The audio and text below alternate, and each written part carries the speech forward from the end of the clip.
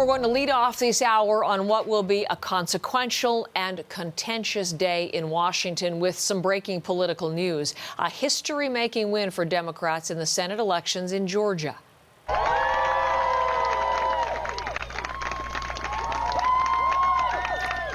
That's Democrat Raphael Warnock. CBC News is joining U.S. media outlets in projecting him as the winner in one of the two runoff elections. Warnock will be the first black U.S. senator from Georgia. He's also lifting the Democrats closer to taking control of the Senate. That huge boost to Joe Biden's presidency, it now hangs on whether Jon Ossoff will win the other runoff. Right now, Ossoff is leading the Republican incumbent David Perdue by about 16,000 votes. That race remains too close to call for CBC News and other media outlets at this point. That fast-developing story is converging this hour in Washington with this one.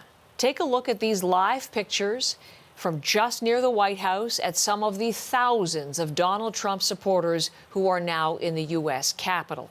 Trump has been whipping them up with social media messages for weeks with false claims about the election being stolen from him. And as you see in these shots, they agree Trump won. One of the messages that the supporters are flashing. Among the attendees we know are social media figures who promote outlandish conspiracy theories, true believers in those conspiracies who also consider themselves to be Trump's most devoted followers. Also in the crowd, again, we know members of far-right, violent extremist groups. The founder of the Proud Boys was arrested earlier this week as he arrived for these very protests in Washington. Senior Washington editor Lindsay Duncombe is here with me watching all of these scenes. And as I say, the convergence of the elections in Georgia, the confirmation in Congress, and the protesters there in Washington. Let's begin, though, with Georgia. We're hearing both from Raphael Warnock and from Jon Ossoff. What are they saying, Lindsay? Well, really, they're celebrating because this is an historic victory. When you look at Raphael Warnock, he will be the first black senator from Georgia.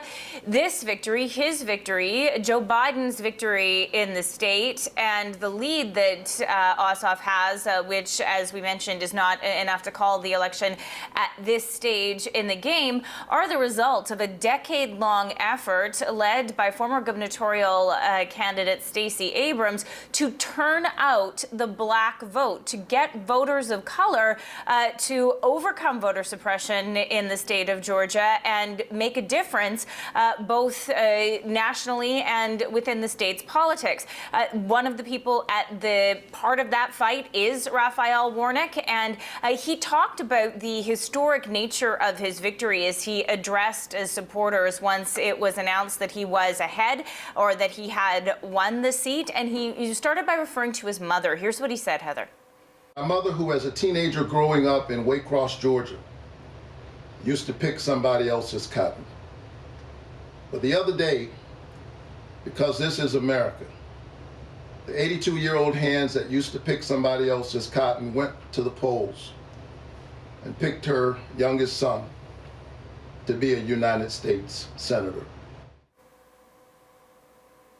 Now, we've also heard from Ossoff. He is claiming victory, although the race is still too tight to call, and his opponent in that race, Senator Perdue, has vowed to go down every legal available avenue, still believing that he will remain victorious. Here is what Ossoff said to his supporters, Heather.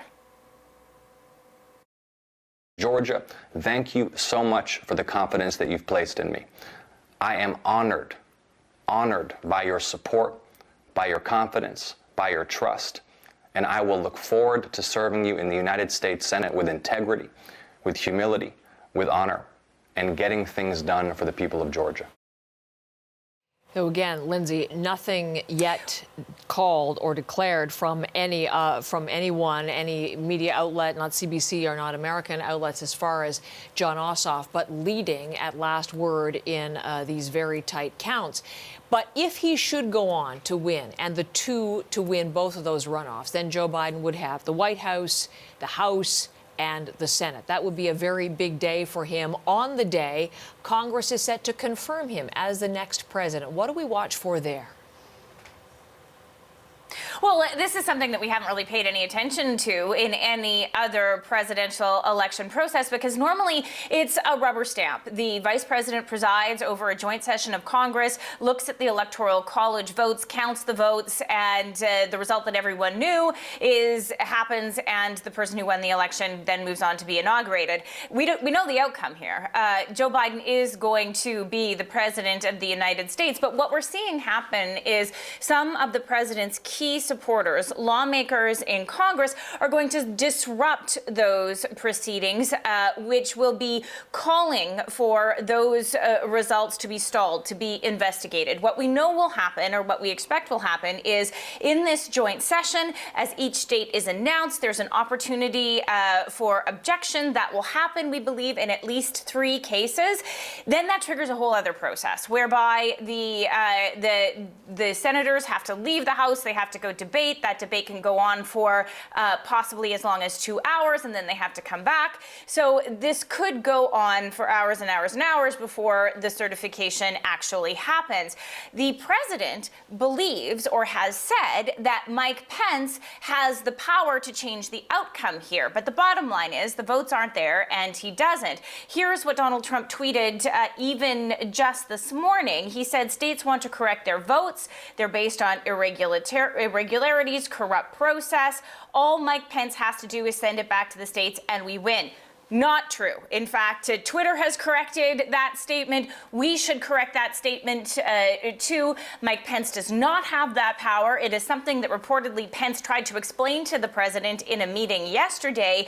But it is important to note that while that's the truth, and while that is what Mike Pence is talking about, it is not what those thousands of people who have gathered to hear the president speak today believe. So the takeaways from these multiple stories happening on several levels here in the United States is that the Senate is divided, whether or not the Democrats do end up coming up on top. This is the razor thinnest of majorities in either direction, whoever comes on top. The American people are divided, and the drama and the division that has been so much a characteristic of the Trump presidency is not going to go anywhere. Lindsay, thank you very much.